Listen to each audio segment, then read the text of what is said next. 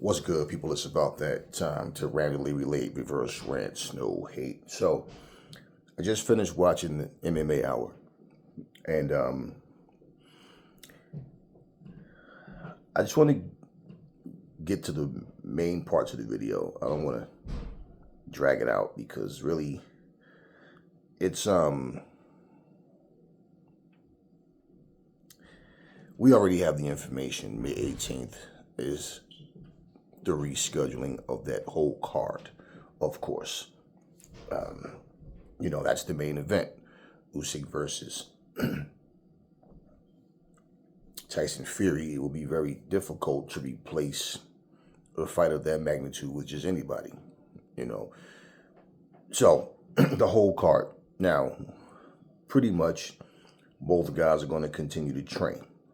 Now, one thing off the bat that Fury exposed himself to lie and exaggerate with is he said when he was asked how did he feel, when he was asked was this like a blessing in disguise that the fight's postponed, he said no, because he was in great shape. He's already been in camp for 5 weeks, and right, so we know he wasn't going to train for 5 weeks and then do absolutely nothing up until fight. It's time to fight. You understand? And so, pretty much, we know. Like, this is what I mean about Fury says things. He say things that he'll turn around and he's in a position where he ends up completely debunking his own words. All right. So anyway, I never believe that 5 week nonsense. Anyway.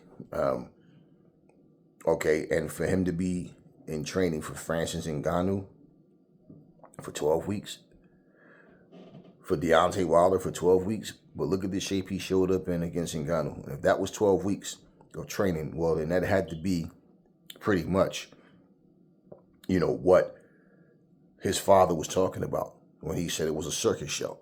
Now, in terms of what Johnny Nelson had said, people were saying, oh, that's what Johnny Nelson was talking about, was the cut. Johnny Nelson said what he said like a day or two, a couple of days before that cut happened. So when he was saying, as far as like what he's hearing about Fury's camp isn't good, well, he never pretty much pinpointed what he was alluding to. It's all irrelevant now, though. But it does, pose the question that, well, not really. Not even pose this question because people already feel how they feel about Fury. And I think people who don't understand it, like we said, we don't care what happened. It's just always when Fury's involved, something goes wrong. So we don't care about whatever. We saw him sitting there with the stitches. We don't care. Now, let me get into this. So Turkey's sitting there next to Tyson Fury. And, Usyk is where he is with his, trainer. And now Turkey said that they have a special camera in the training camp so they can see what's going on. Okay, these people aren't playing about their money. Now, let me say, every time a question was asked to Fury, Turkey jumps in a lot.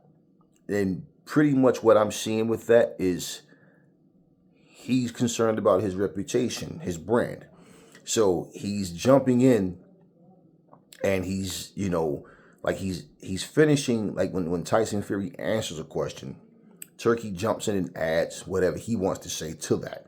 So he wants to give a clear indication to us that, like he said, if he felt like Tyson Fury was scared and didn't want to fight or vice versa, he wouldn't waste his time. And so they're going to find out who's scared or who's not come, the 18th of May. Now he's saying both guys want the fight. So, but he's sitting there and he's, he's saying what he's saying, like I said, to make it known that he knows that listen, these people couldn't pretend that they're so busy they don't check social media. No, they know what's going on. They hear the things that's being said. Okay, even people that have someone checking things for them. What's the word in the street? What is everybody talking about? What are they saying about us? So he doesn't want anybody to think that he's a part of any shenanigans or whatever that Tyson Fury would pull, because none of us care. We don't believe in Tyson Fury. So he wants to clear that, and he doesn't want anybody else's antics to taint his brand, his name, his reputation. Okay. Now, he says Tyson Fury wanted to fight on the 17th, even though he has stitches. Nobody's stupid, man. You know damn well they're not going to let the fight go on, and you come in there already beat up. Now, what he did say is, on the 18th of May, even if Tyson Fury is not completely healed up, he still can fight. But if he pulls out, okay, it's a $10 million, they forfeit $10 million, right? If he used to pull out.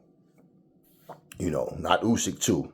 Only you know, if Usyk pulled out, we already cleared that up. If Usyk pulled out, he would forfeit $10 million. They both get the same deal with that. Okay, and just to reiterate, if Tyson Fury was to pull out, like he said, that Usyk, which I did in the other video, so I'm just repeating what I told you guys already, but he did say that, yeah, Usyk would get to choose whoever he wants to fight, and he says if Usyk was to pull out, then Tyson Fury, automatically, he has to fight AJ. Because, see, he's trying to put on the best and biggest fights that he possibly can. Now, this does give them a little more time to try to add more fights to the card, because we still don't have an undercard that we know of. Like, we don't know who's who. So, he said they're trying to get one more big fight for the for this particular card. So, listen, bottom line is that can help the card. Hopefully it does. Okay, now, aside from that, or along with that, let's just say what he said about both guys wanting to fight, and like, excuse me, he said that in terms of the rematch clause, they're trying to reach out to Anthony Joshua. They're reaching out to him and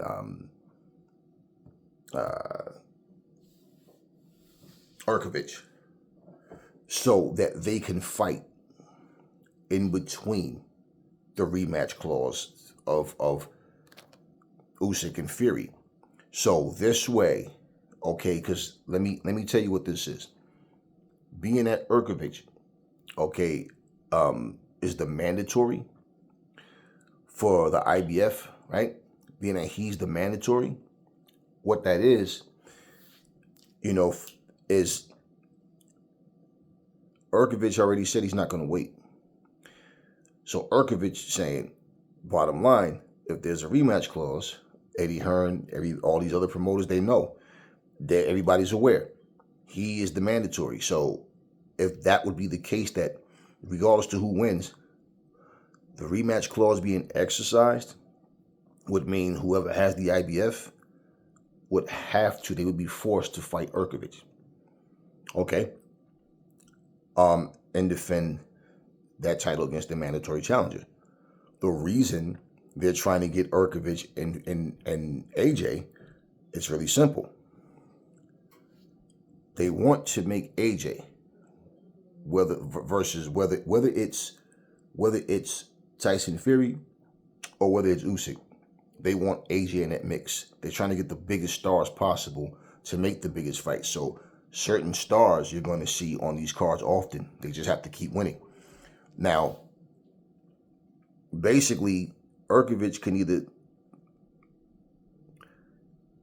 put his mandatory spot on the line, because that's what he'd be doing, or he can say, no, absolutely not. I'm the mandatory. I'm going to wait for the winner. Or he could say, okay, cool, I'm game. I'll gamble for my spot. Nobody could fault Urkovich if he said, no, I'm not interested in giving and risking my spot. You know, I'm not afraid of Anthony Joshua, but I'm not stupid. Okay? I'm capable of beating him. He's capable of beating me. Okay? I earned this position, and I'm waiting for the winner. Nobody can say he's ducking Anthony Joshua if that happens.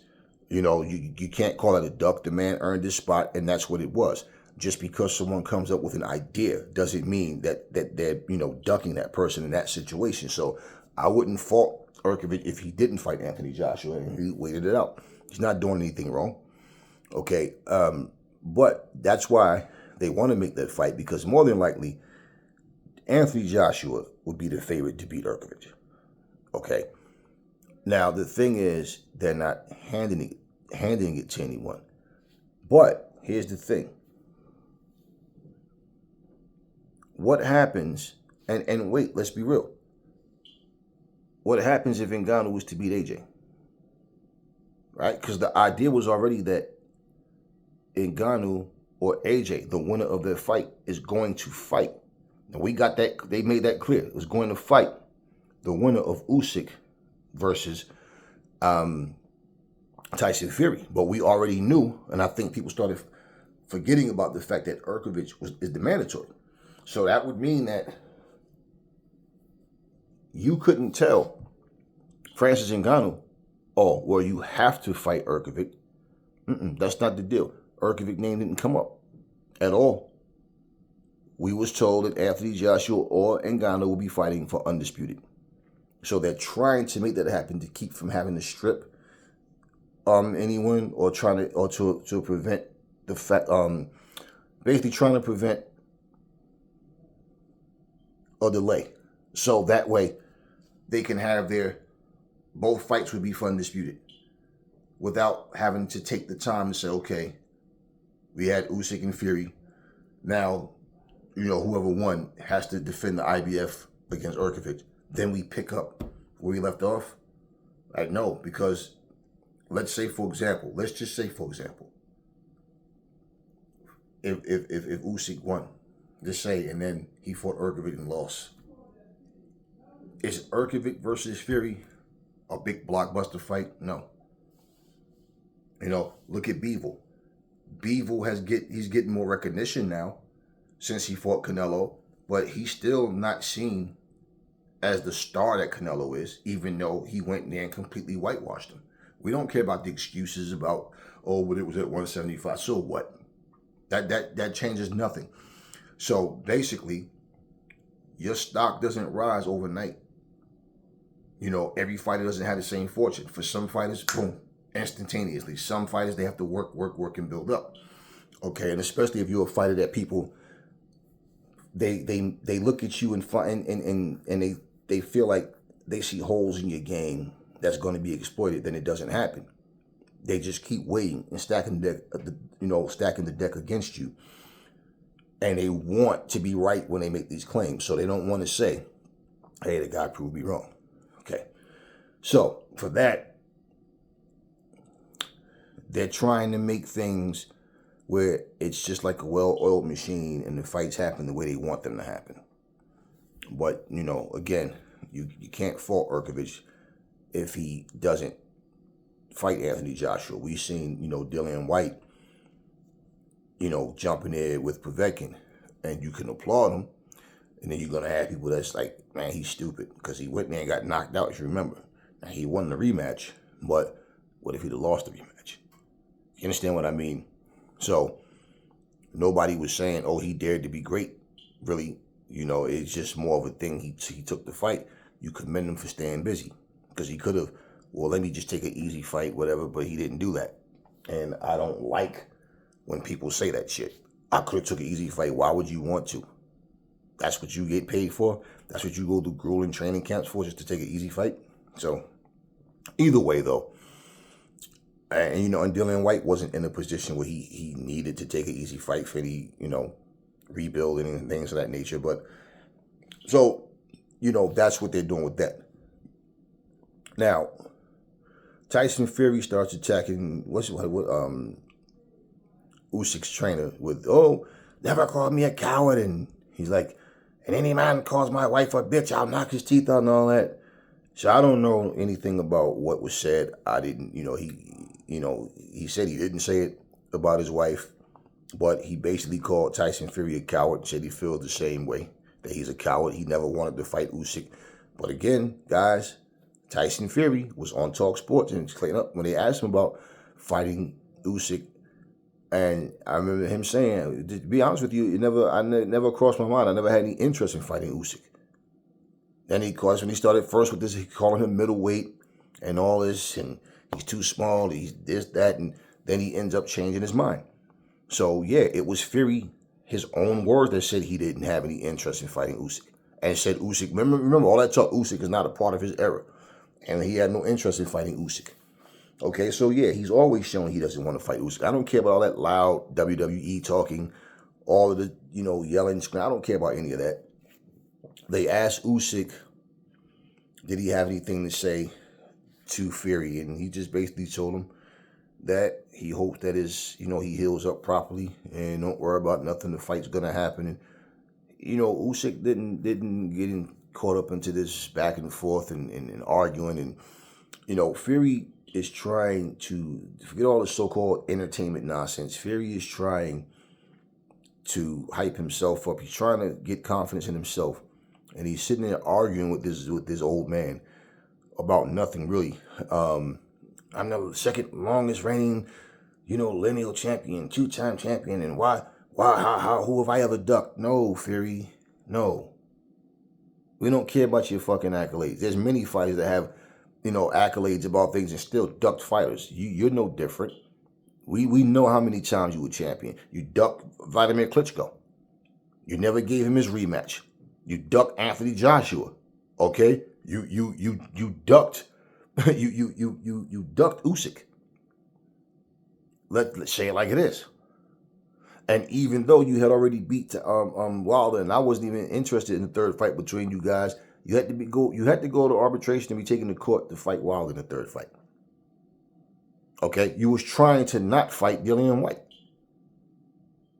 You was actually calling out Derek Chisora and Manuel Char. Yeah, so you were ducking, plain and simple. So you can say it how you want to say it. You can yell and scream and talk about how you never ducked nobody and you're a bare knuckle for all that bullshit you always say. He didn't bring up the bare knuckle stuff in this one, but, surprisingly. But he always talk all this nonsense. None of that means anything. Yes, you ducked. Yes, you ducked. But at the end of the day, y'all, this was an interview that when I'm listening to it, there wasn't a lot going on. But, Turkey, this guy, and basically the video that I did, I seen from the boxing scene. I read the article. I didn't feel like sitting here reading it all. So yeah, it's basically that's what the article is from. This particular interview, that's what it came from. So pretty much, here's the deal.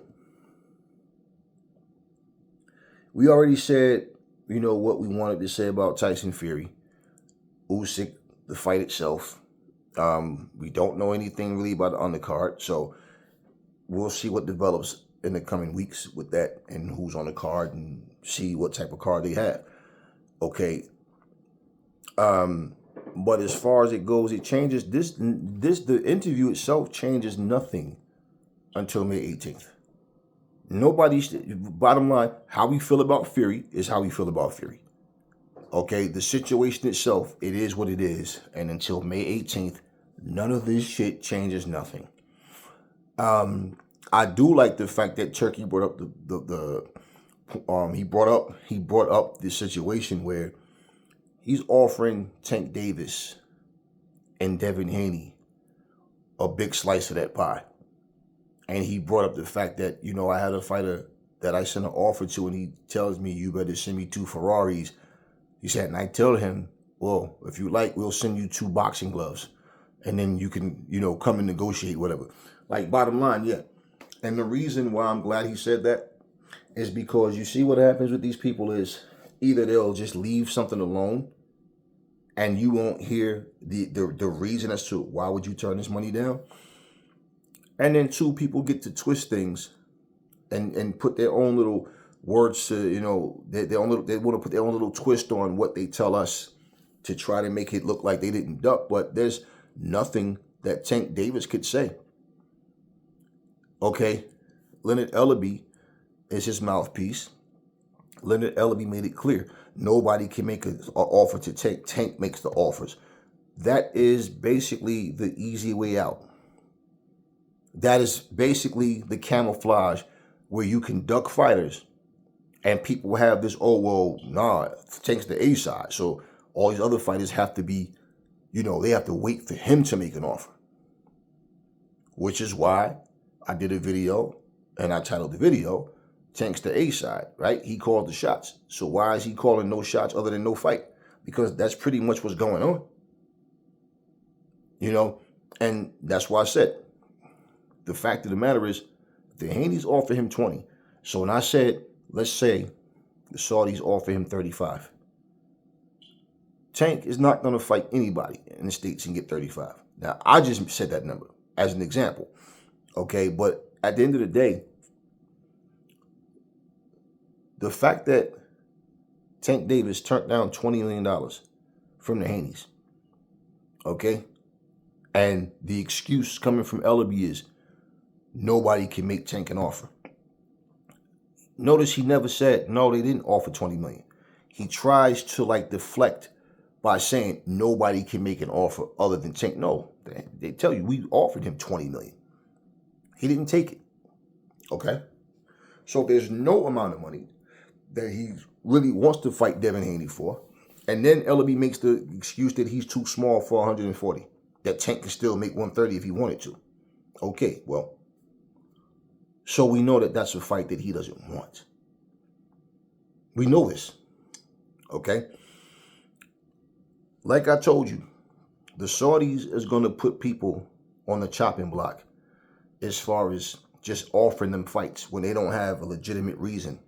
The only reason you really have to not take a fight, as far as I'm concerned, is if it's like a last minute thing, spirit of the moment, and you're really not in shape.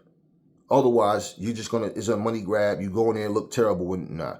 Hey, listen, I appreciate the offer, but listen, I'm going to get myself in top shape. We'll keep in touch. Let's make something happen in the future. What's wrong with that? That's business. So yeah, if you're not in shape, it to me makes no sense to go in there and put yourself in a lousy situation. Okay, but let's be real, y'all. When people find a comfort zone and they're going to make their money regardless, they'll turn down bigger money than what they're getting just to protect their O. And we know that. And we also know that there's going to be fighters that are good. They don't have the credibility that they need, so they'll take, or the credibility that they need to be an equal, but they'll take whatever they get just to make the fight because, well, if a fighter's making $100,000, and let's just say he makes $500,000 to $700,000, he'll take it. Why? It's way more than $100,000. You understand what I mean? Yet your opponent just made 15 to 20 million. They're giving you crumbs. Oh yeah. Then that fighter, if they get in that same position, they start doing the same things. And once you become that big of a brand, yeah, we know your management. The management team, they will get to that point where they're like, okay, you become a big brand now. So now we have to start looking at, picking the right fights. They do this, y'all. Now you still have all of the say so, but they're just advising you and they're trying to push you to the point where you're fighting good fighters, but you're not taking the biggest fights. So you're taking less of a risk. So let's fight some A minus, some B minus guys. You don't have to fight this A plus over here. You don't have to, especially if you're a bigger star. He needs you. You don't need him. That's the mentality. Now, in fact, Calvin Ford, he spoke and he actually said something about, because Tank Davis tweeted that he's fighting someone, something to the effect of like it's an oldie but a goodie. So Calvin Ford is saying he's going to fight a guy that people are going to say, oh, this is an actual good fight. And they're going to really like this fight. So, the little stupid petty mind games, let me let you guys know something from like right now. I am not at all. I don't know, and I don't care what other channels do. I am not at all interested in trying to figure out who he's talking about. I don't know, and I don't care.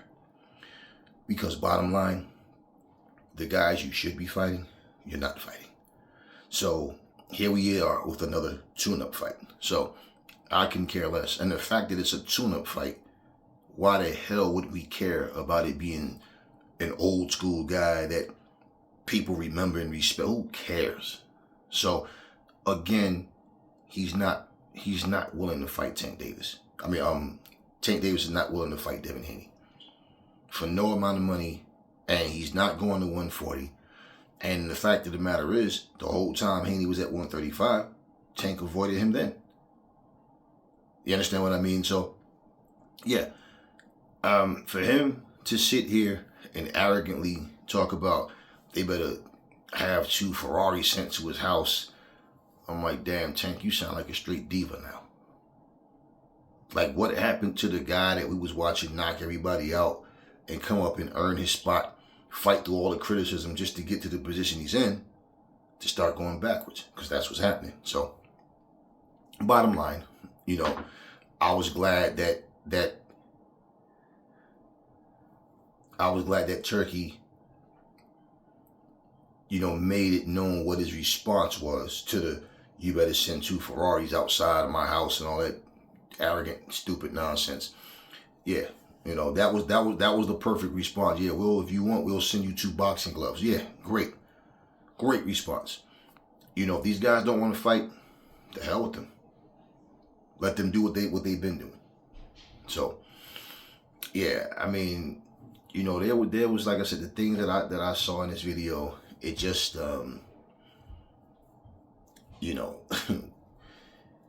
we already know. It wasn't, pretty much too much different from what I already did in the previous video and what I saw. And as a matter of fact, there's a video I did earlier and it took forever to upload. And sometimes that happens. It happens often. The longer the video is, sometimes it just takes long. And then the videos you did afterwards, post before that. But I'm pretty sure y'all understand that happens. So I have a video that is uploading right now as I'm recording this video, and it's been uploading since earlier today. But I'm speaking about some of the same fighters I just named, but I got a nice, it's the message in it, you guys will get it, but it's solid, and it's to the point, and I get all these different guys because they all have the same effect. You guys check the video out when it uploads, and you'll see exactly like what we've been talking about. These things coming to fruition, and people don't understand. It's like, these things are not hard to see. If you stick your hand in fire, you're going to get burned. So what's the purpose of getting angry at the fire? Stop sticking your hand in it, right? You're going to get the same results every time. So it's an interesting video. But yeah, just watching this one, it was, look, Tyson Fury has had the witness protection program. He's been a part of it.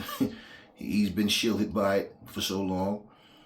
Here's a guy, like I said, with all these accolades he's talking about, and man, look, you make it sound like you're better than what you are, or you're more accomplished than what you are.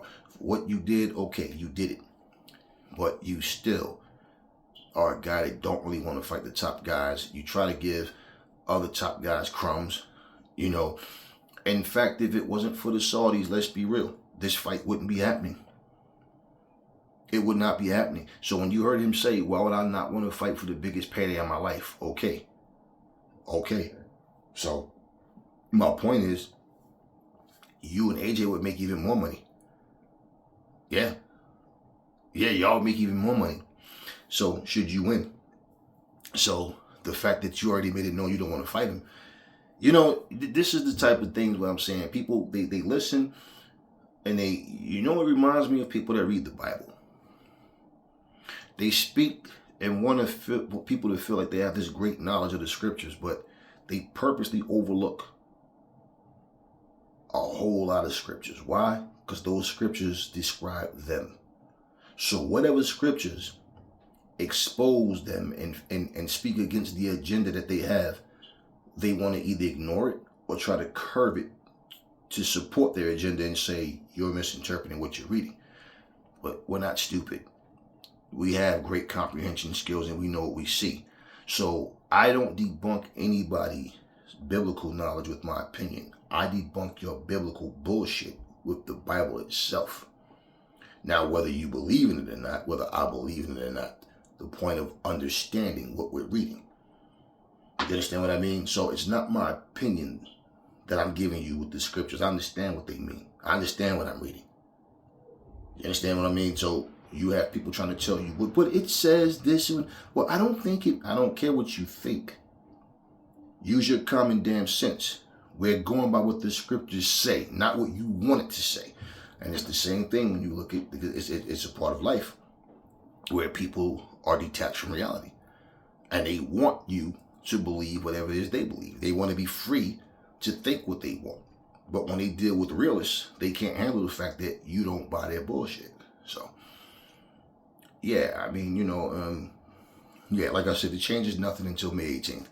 So, yeah, Fury might all of a sudden, oh shit, guess what? Fury cut his other eye. Breaking news, Tyson Fury broke his eyebrow.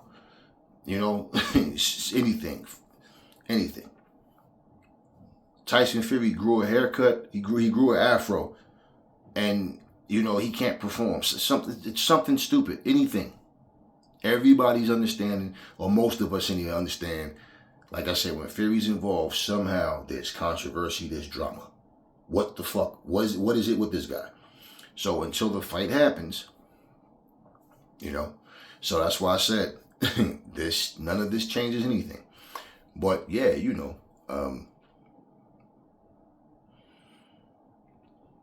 every video that a person see, a lot of times they forget past videos.